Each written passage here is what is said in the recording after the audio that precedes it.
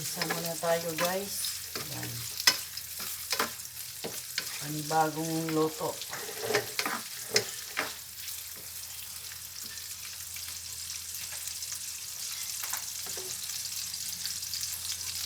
Lagyan natin ng konting toyo.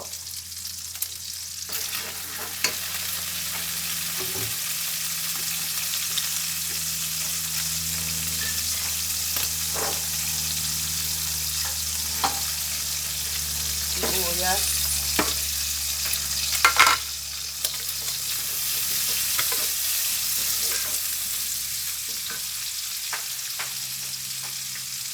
Yan ang paboritong pagkain ng Chinese guys. Nabus ko guys. Yan ang paboritong pinapaluto sa akin.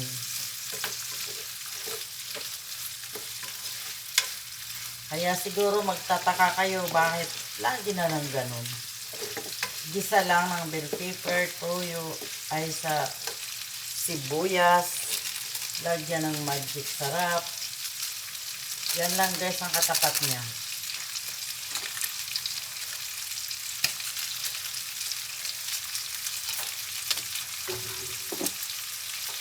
Konting paminta. Okay na siya guys. Ulam na siya.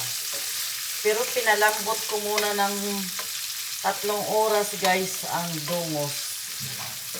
Yung kanyang sahog. Para lumaan.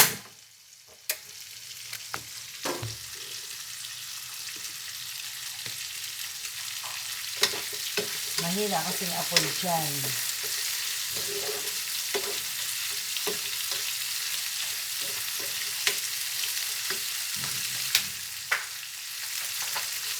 Estrella, kanina pa naka-impake.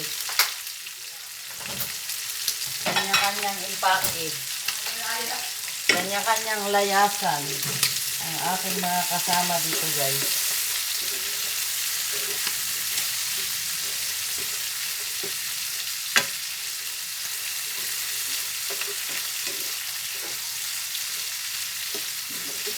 Luto na.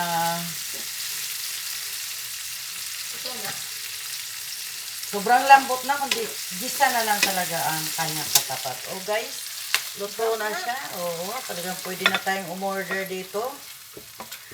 Kung sakaling magtayo ng restaurant ang aking boss, pwede na tayo guys. Umixtra pagluto. Yan. O, diba? Kakain siya. Diba pag nag-order kayo sa restaurant, ganyan, matik. Maya-maya, andyan na. Ready to eat na. Hindi mo alam niluto ng pagkatagal. Oo, ganun lang kadali. Tapos, lagyan natin siya ng sibuyas, pang toppings niya, pang pa-attract sa pagkain. Oh. Para na rin tayong umorder sa Fortune.